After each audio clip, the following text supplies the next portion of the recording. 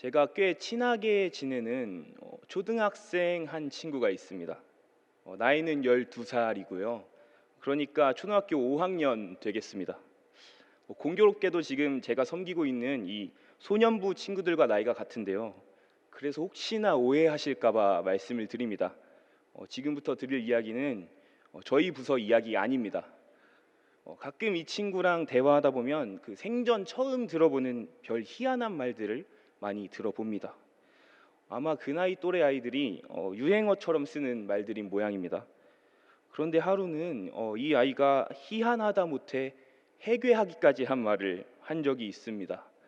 제가 한창 말로 몰아붙이면서 장난을 치니까 이 친구가 대뜸 저한테 이런 말을 건넵니다. 어쩔 TV. 여러분 이게 무슨 말인지 아시겠습니까? 저는 도무지 모르겠어서 이 무슨 말인지 물어봤습니다. 야, 그게 무슨 말이냐 하니까 이 친구가 대답하기를 이 어쩔 TV로 말할 것 같으면 한마디로 어쩌라고라는 겁니다. 그러니까 상대방이 뭐 듣기 싫은 말을 하거나 좀 잔소리 같은 말을 하면 그 말을 끊어낼 때 쓰는 말이라고 합니다.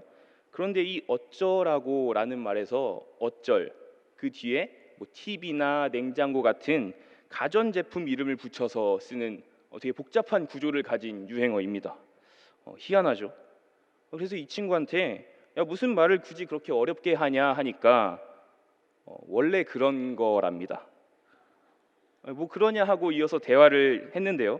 또 사람이 무언가를 배우면 좀 한 번쯤 써먹고 싶지 않습니까? 그래서 또 이 친구가 막 말을 할 때 저도 기회를 노리다가 저 어쩔 다이슨 했습니다. 예. 어쩔 삼성, 뭐 어쩔 하이마트 신나게 막 퍼부었는데 아니 또 그렇게 하는 게 또 아니랍니다. 막 비웃습니다. 이건 또 왜 안 되냐 하니까 그 어쩔 TV, 이 어쩔 에어컨 같이 명확하게 전자제품 이름이 나와야지 브랜드 이름이 나오면 또 그건 규칙에 어긋난다는 겁니다. 참 복잡합니다. 그런 게 어딨냐 하니까 이것도 원래 그런 거랍니다. 아니 그래 원래 그런 게 어딨냐, 뭐만 하면 원래 그런 거다 원래 그런 거다 하는데 원래 그런 게 어딨냐 하니까 여기 있는데요 합니다. 그래서 그냥 알았다고 했습니다. 다시 한번 말씀드리지만 저희 부서 이야기 아닙니다. 이 친구가 계속 말하는 이 원래 그런 것, 이 원래 그런 것. 그런데 오늘 말씀에는요, 이 초등학생 친구처럼 원래 그런 것을 재창하는 이들이 등장을 합니다. 지금부터 그 이야기를 한번 살펴보기 원합니다. 예수님께서는 감람산에 가셨다가 다시 성전으로 오셨습니다. 그리고 그 성전에서 백성들을 가르치고 계셨습니다. 누가복음 21장 37절을 보면 예수님께서는 낮에는 성전에서 가르치시고 밤에는 감람산에서 쉬셨다고 나와 있습니다. 그런데 이 누가복음 21장 37절이 기록된 이 시간적 배경은 예수님께서 십자가에서 달리시기를 목전에 두셨을 때였습니다. 그런 순간까지도 성전에서 말씀을 가르치실 정도로 이 가르침은 예수님께 아주 중요한 일상이었습니다. 오늘 이야기에서도 성전에서 말씀을 가르치고 계시죠. 그런 예수님의 일종의 일상이랄까요, 활동 반경이랄까요, 그것을 알고 있던 백성들은 낮에 성전에 모여 오늘처럼 예수님 말씀을 듣곤 했던 것 같습니다. 그런데 그 사실을 잘 알고 있던 또 다른 무리들이 있었습니다. 바로 서기관들과 바리새인들입니다. 이 서기관들과 바리새인들이 몰려오더니 웬 여인을 예수님 앞에 데리고 나옵니다. 정확히는 끌고 나옵니다. 그 여인이 누군고 하니 간음하다가 현장에서 잡힌 사람이라고 합니다. 그러니까 성적인 문제를 일으킨 사람인 것이죠. 게다가 현행범입니다. 사실 요즘 남녀노소를 불문하고 이 성적인 문제에 대해서는 우리 상당히 예민하지 않습니까? 또 예민해야 하고요. 그런데 오늘 말씀의 배경이 되는 시대에도 마찬가지였습니다. 아니 오히려 요즘 우리 시대보다 더 강경한 모습이 나타나는데요. 그와 관련해서 제가 신명기 22장 22절부터 24절을 읽어 드리겠습니다. 어떤 남자가 유부녀와 동침한 것이 드러나거든 그 그 동침한 남자와 그 여자를 둘 다 죽여 이스라엘 중에 악을 제할지니라. 처녀인 여자가 남자와 약혼한 후에 어떤 남자가 그를 성읍 중에서 만나 동침하면 너희는 그들을 둘 다 성읍 문으로 끌어내고 그들을 돌로 쳐 죽일 것이니 그 처녀는 성 안에 있으면서도 소리 지르지 아니하였음이요 그 남자는 그 이웃의 아내를 욕보였음이라. 너는 이같이 하여 너희 가운데에서 악을 제할지니라. 이와 같이 불륜한 사람, 간통한 사람은 돌로 쳐서 죽일 정도로 엄격한 모습을 보이고 있습니다.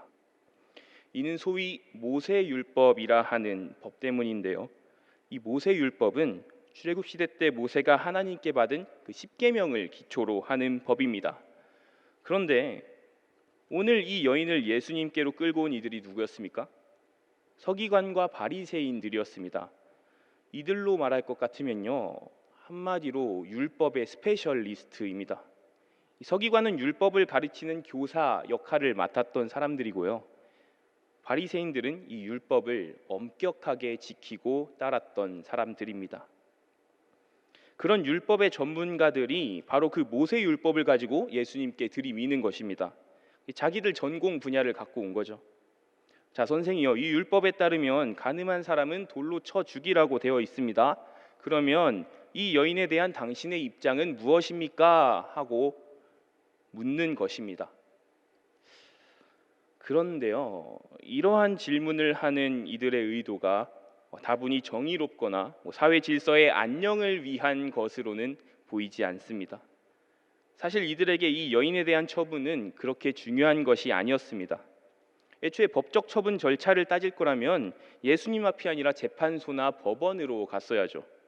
그런데 왜 굳이 이 여인을 백성들 잘 가르치고 계시던 예수님께로 끌고 왔냐는 말입니다.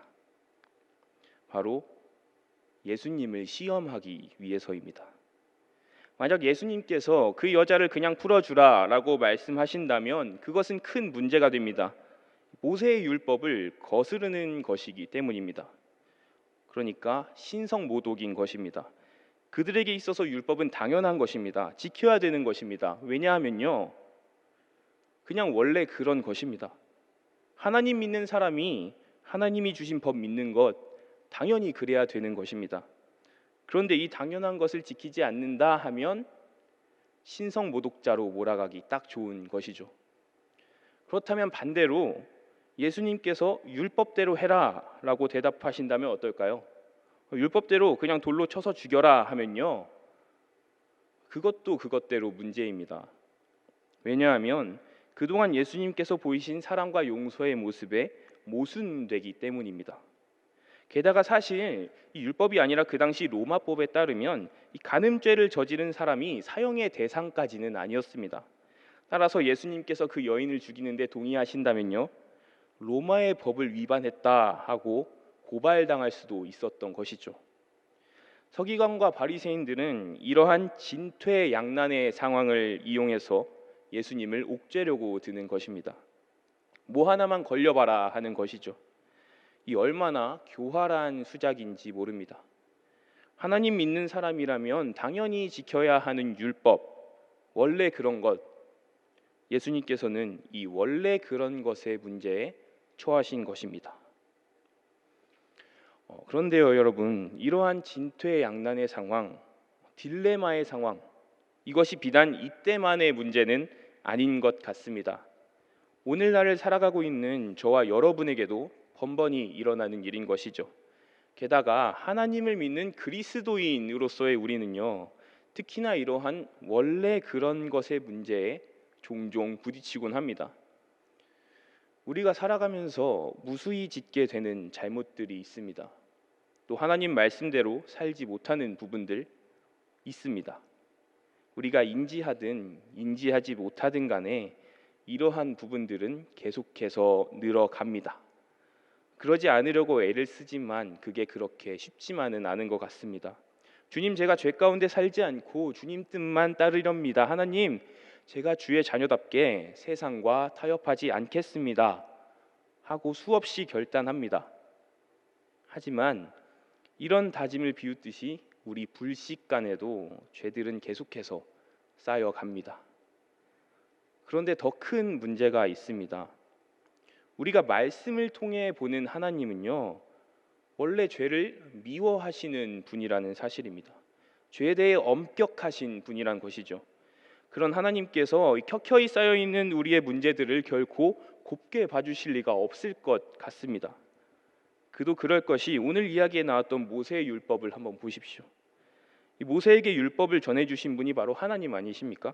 범죄한 사람을 철저하게 벌하는 그 율법의 근간을 마련하신 분이 바로 하나님이십니다. 이처럼 하나님은 죄를 무섭도록 배격하시는 분이십니다. 그런 하나님 앞에서 저희는 작아질 수밖에 없는 것 같습니다. 부끄럽기도 하고요, 두렵기도 합니다. 게다가 희한한 것은요, 사람은 힘들고 지칠수록 죄 짓는 게 참 쉬워진다는 것입니다. 마음도 느슨해지고요, 그냥 될 대로 되라지 하는 마음도 조금 커집니다. 특히나 요즘의 코로나 상황 가운데 저희 얼마나 지치고 힘듭니까? 몸도 마음도 지쳐가면서 세상과 타협하기도 하고요, 기도도 잘 안 됩니다. 당장 우리가 처한 현실의 문제가 너무 크다 보니 영적으로 바로 서는 것에 신경 쓸 겨를이 별로 없습니다. 그러나 한편으로는 그런 우리의 모습을 하나님께서 언제까지 두고만 보실까 두려워지기도 합니다. 그런데 이런 상황에 그런 우리를 더 복잡하게 하는 사실이 하나 더 있습니다. 하나님은 분명 원래 죄를 미워하시는 분이신데요, 우리는 이런 하나님이 우리를 사랑하시는 분이라고도 알고 있다는 것입니다. 아니, 이거 모순 아닙니까? 죄를 미워하는데 죄인인 우리를 사랑하신답니다. 뭔가 이상합니다. 게다가 말씀을 읽으면 읽을수록요, 더 헷갈립니다. 어떤 말씀을 보면 하나님께서는 죄인들을 철저하게 벌하십니다. 노아시대 때 죄악된 세상을 홍수로 쓸어버리시고 소돔과 고모라를 철저하게 벌하신 분이 바로 하나님이십니다. 그런데 또 어떤 말씀을 보면요, 죄 지은 이들을 참 따뜻하게 용서하시고 감싸주시기도 합니다. 또 한없이 예뻐해 주십니다. 세상을 지으시고 보기에 심히 좋았더라라고 하시고, 또 죄 지은 아담과 하와에게 가죽옷을 지어주신 분도 하나님이시지 않습니까? 이런 걸 보면 도통 하나님의 뜻을 종잡을 수가 없습니다. 일관성이 없어 보여요. 아니면 그냥 이런 것은 아닐까요? 사실 우리가 믿는 하나님이 약간 변덕이 좀 있으신 겁니다. 단지 그때그때 기분 따라 상황 따라 행동하시는 건데 우리가 그걸 너무 복잡하게 생각하고 있었던 걸까요? 그건 또 뭔가 아닌 것 같습니다. 결국 도무지 답이 내려지지가 않습니다. 원래 죄를 미워하시는 분, 그러면서 한편으론 원래 우리를 사랑하시는 분, 이 원래 그런 것의 딜레마는 우리를 더욱 답답하게 하는 것 같습니다. 이 문제를 잠시 접어두고 다시 오늘 말씀을 좀 더 살펴보고자 합니다. 서기관과 바리새인들은 예수님께 여인의 처분에 관해 물었습니다. 그러자 예수님께서는 몸을 굽히시더니 손가락으로 땅에 무언가를 쓰셨다고 나와 있습니다. 그런 예수님께 서기관과 바리새인들은 더욱 보챕니다. 기다릴 틈이 없다, 빨리 대답해라는 거죠. 그런 그들에게 예수님은 일어나서 말씀하시는데요, 이렇게 말씀하십니다. 너희 중에 죄 없는 자가 먼저 돌로 치라라고요. 그리고 이내 예수님은 다시 몸을 굽혀서 아까처럼 땅에 무언가를 쓰십니다. 예수님께서 대체 무엇을 쓰셨는가에 대해서는 다양한 의견들이 있습니다. 예수님께서 거기 모인 사람들의 죄들을 하나하나 낱낱이 쓰셨다는 의견도 있고요, 또 땅에 적었다는 사실로 미루어 보아서 무릇 여호와를 떠나는 자는 흙의 기록이 되오리니라는 그 예레미야 말씀과 관련이 있다는 말도 있습니다.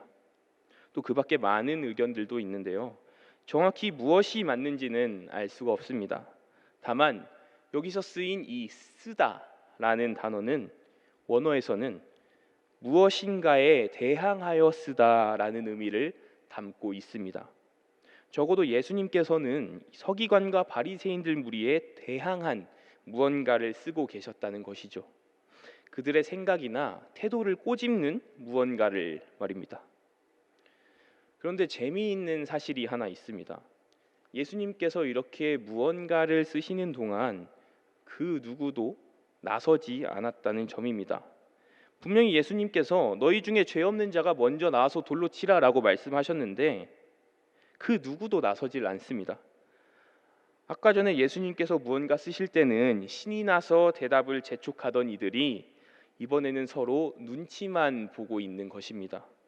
서로 눈만 꿈뻑꿈뻑 하고 있는 것이죠. 그 누구도 내가 돌로 치겠노라, 내가 저 여인 먼저 벌하겠노라 하고 나서는 사람은 없었습니다. 아니요, 나서기는커녕 오히려 하나 둘 그 자리를 떠나기 시작했습니다. 오늘 말씀 9절에는 그들이 양심의 가책을 느껴 하나씩 하나씩 떠났다고 기록되어 있습니다. 그렇게 다들 그곳에서 떠나갔고요. 마침내 예수님과 그 간음한 여인만 남게 되었습니다. 그러자 예수님께서는 일어나셨습니다. 그리고 어떻게 하셨습니까? 자, 이제 죄 없는 자는 나밖에 없구나, 이제 내가 너를 치겠다 하면서 뾰족한 돌을 주우셨나요? 그렇지 않습니다. 예수님은 일어서서 여인에게 물으셨습니다. 지금 이곳에 너를 정죄한 자가 없느냐? 그러자 여인은 대답합니다. 주여, 없나이다.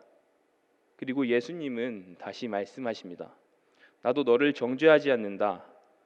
가서 다시는 죄를 범하지 말아라.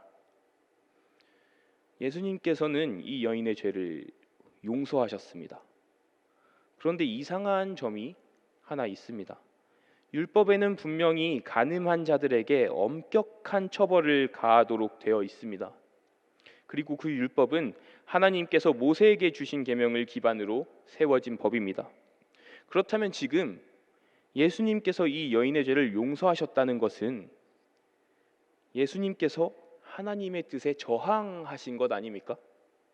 원래 하나님은 죄를 엄격하게 벌하시는 분인데 예수님께서는 그 뜻을 거스르는 신성모독을 하신 것 아닙니까? 하지만 여러분, 중요한 사실이 있습니다. 아주 핵심적인 부분이지만 오늘 이야기에서 서기관과 바리새인들이 미처 알지 못한 것입니다. 바로 하나님과 예수님은 한 분이라는 사실입니다. 서기관과 바리새인들은 율법을 지으신 분께 율법을 들이밀었던 것입니다. 하나님께서는 율법을 주시고 반대로 예수님은 그 율법에 저항하신 게 결코 아닙니다. 율법을 주신 분도 하나님이시고 오늘 여인을 용서하신 분도 한 분, 하나님이시라는 것입니다. 그렇다면 지금 간음한 여인이 돌에 맞아 죽도록 내버려 두지 않고 용서하신 것은 지난 율법이 잘못되었기 때문일까요? 이전에 지었던 율법에 문제가 있기 때문에 하나님께서 또 다른 버전, 또 다른 규칙을 갖고 오신 것일까요? 아니요, 하나님은 결코 이 율법을 문제 삼고 계시는 게 아닙니다. 저희 말씀 하나를 다 같이 보기를 원합니다. 마태복음 5장 17절 말씀인데요. 마태복음 5장 17절 말씀을 제가 읽겠습니다. 내가 율법이나 선지자를 폐하러 온 줄로 생각하지 말라. 폐하러 온 것이 아니요 완전하게 하려 함이라. 아멘. 맞습니다. 예수님께서는 이 율법을 완전케 하기 위해 오셨다고 합니다. 기존의 율법이 잘못되었고 자꾸 문제를 야기하기 때문에 없애버리자 하고 오신 것이 아닙니다. 오히려 이 율법을 완전하게 하려고 오셨다는 것입니다. 이게 무슨 말이냐면요, 율법은 죄인에 대해서 철저한 대가를 요구합니다. 더 자세하게 말하면 죄인을 향한 율법의 그 요구는 죄인의 죽음이라는 것입니다. 그렇다면 이 율법이 완전하게 된다는 것은 죄인이 철저하게 완전하게 죽어야 된다는 것인데요, 참 감사하게도 그렇게 우리 대신 그 완전한 죽음을 감당해 주실 분이 우리에게 오셨습니다. 그분이 누구십니까? 예수 그리스도이십니다. 예수님께서 십자가에 달려 고통을 감당하시고 죽으셔서 그 율법이 요구하는 대가를 완벽하게 치르셨다는 것입니다. 그리고 그렇게 하신 이유는 한 가지밖에 없습니다. 우리를 사랑하시기 때문입니다. 우리를 너무 사랑하셔서 우리를 대신해서 죽으실 정도인 것입니다. 우리를 너무 사랑하셔서 그 터무니없는 십자가의 고통을 감당하시고 우리의 죄들을 다 떠안아 주셨다는 것입니다. 잠시 제 이야기를 드리고자 합니다. 저는 얼마 전에 경기도 구리라는 곳으로 이사를 했는데요. 여기 안산만큼이나 참 살기가 좋습니다. 근처에 있을 것도 다 있습니다. CGV도 있고요, 베스킨라빈스도 다 있습니다. 또 좀만 나가면 경치가 참 예쁜 장소도 많이 있습니다. 그런데 딱 한 가지 아쉬운 게 있습니다. 그게 무엇이냐면요, 제가 지금 살고 있는 곳 근처에 조명이랄까요? 빛이 그렇게 많지가 않다는 것입니다. 그러니까 길이 좀 어둡다는 것입니다. 그러다 보니까 밤에 운전을 하다 보면 신경을 좀 많이 써야 합니다. 워낙 어둡다 보니까 저도 모르게 신호 위반할까봐, 저도 모르게 제한 속도 위반할까봐, 정지선 넘을까봐 아주 조심을 합니다. 만약 그러다가 저도 모르게 규정을 위반해서 카메라에 찍히면요, 별 수 없이 벌금을 내야 하거든요. 만약 그렇게 되면 아무리 변명해도 통할 것 같지가 않습니다. 이게 조명이 좀 없다 보니까 그렇게 됐습니다. 너무 어두워서 제가 잘 못 봤습니다 해도 얄짤 없을 겁니다. 그래도 어쩔 수 없는 부분이라고 생각합니다. 규칙이 원래 그런 거니까요. 사랑하는 여러분, 지금 우리는 마치 이런 어두운 길에 있는 것 같습니다. 코로나 사태라는 이 사상 초유의 상황 가운데 무엇이 정답인지 알 수 없는 답답한 나날들이 이어지고 있습니다. 그러다 보니까 우리 몸과 마음이 지칩니다. 몸과 마음이 지치다 보면요, 영적으로도 조금 지쳐갑니다. 참 어둡습니다.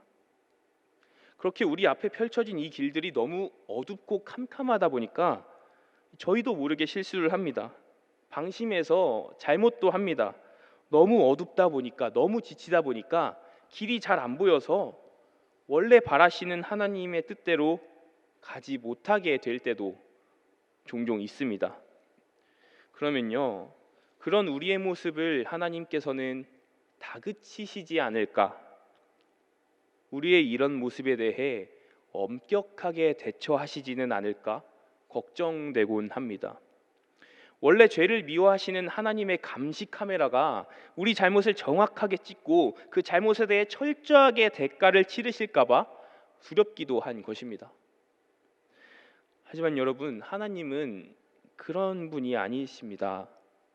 물론 하나님은 분명히 죄를 미워하십니다. 원래 죄를 철저하게 싫어하시는 분이니까요. 우리는 예수님께서 여인을 용서하셨지만 다시는 죄를 범하지 말아라 라고 말씀하신 사실을 잊지 말아야 하겠습니다. 그런데 우리가 또 한 가지 분명히 기억해야 할 사실은요, 하나님은 우리를 사랑하신다는 사실입니다. 우리가 말씀에서 보는 하나님의 모습들은 결코 모순된 모습들이 아닙니다. 죄에 대해 철저하시고 죄를 범한 자들을 엄격하게 대하신 하나님의 모습도 분명히 하나님의 모습입니다. 하지만 우리 조금은 안심해도 됩니다. 왜냐하면 예수님께서 이미 우리의 죄의 대가를 다 치러 주셨기 때문입니다. 우리가 교통 단속 카메라에 찍히면 그때 범칙금을 지불해야 하지만요, 예수님께서는 이미 우리의 모든 죄값을 다 지불하신 것입니다. 우리의 잘못들에 대해서 경기도 교통카메라와 도로교통공단은 철저하게 규명할 것입니다. 하지만 예수님은 그런 우리의 잘못을 용서하신다는 것입니다. 당연히 우리가 지은 죄에 대해 하나님 앞에 부끄러움을 느끼는 것은 중요한 일입니다. 하지만 결코 잊어서는 안 되는 것이 하나님은 그런 우리 죄를 용서하시고 우리에게 사랑을 부어주시는 분이라는 사실입니다. 그러니 저희 지금 힘을 조금은 빼도 괜찮을 것 같습니다. 본래 우리 죄가 많고 특히나 요즘의 상황 가운데 영적으로 침체되어 더욱 하나님께 면목이 없습니다만, 그럼에도 괜찮다고 하시고 다시 힘내보자, 다음부터 그러지 말고 다시 한번 가보자 하시는 그 예수님을 믿고 나아가는 것입니다. 우리가 이렇게 할 수 있는 것은요, 오늘 말씀에서 여인의 죄를 용서하시고 다시 나아가게 하신 사랑의 예수님이 지금 우리와 함께하고 계시기 때문입니다. 상식적으로는 힘든 일입니다. 염치 없는 일입니다. 아니, 그래도 우리 죄가 있는데, 그래도 우리가 잘못이 있는데 무슨 면목으로 하나님 앞에 설 수 있겠는가? 하지만 괜찮습니다. 그럼에도 우리는 그럴 수가 있습니다. 원래 하나님 사랑이 그런 것이기 때문입니다. 우리를 향해 부어지는 하나님의 사랑이 원래 그런 것이기 때문입니다. 사랑하는 우리 안산제일교회 성도 여러분, 우리는 지금 대림절 기간을 함께 보내고 있습니다. 다시 이 땅에 오실 예수님을 소망 가운데 기다리고 있는 것이죠. 그런 예수님이 우리에게 오셨던 이유는 무엇이었습니까? 우리를 사랑하셔서 우리를 살리기 위함이셨습니다. 예수님의 그 크신 사랑은 그때부터 지금까지 그리고 영원히 변하지를 않습니다.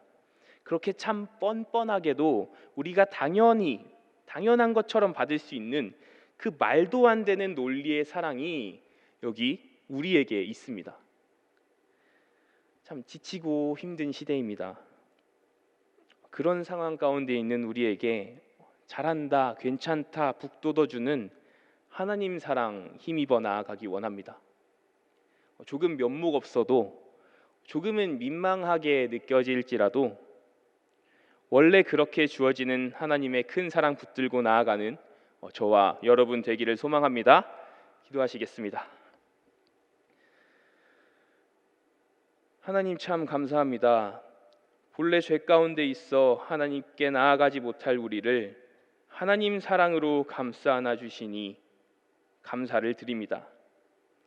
이 시간 우리가 하나님 주신 그 사랑에 감격하여 조금 민망할지라도, 조금은 면목 없을지라도 하나님께로 나아가고자 결단하오니 우리 마음을 받아 주시옵소서. 코로나 상황 가운데 지친 우리가 영적으로 침체되고 세상과의 타협 앞에 흔들릴 때마다 그 강한 손으로 붙들어 주시옵고 온전히 하나님만 바라보고 주께 온 마음 드릴 수 있도록 인도하여 주시옵소서. 그리하여 우리가 이 세상 살아갈 때에 조건 없이 주어지는 그 사랑을 충만히 누리며 살아가도록 도와 주시옵소서. 감사드리며 예수님의 이름으로 기도드립니다. 아멘.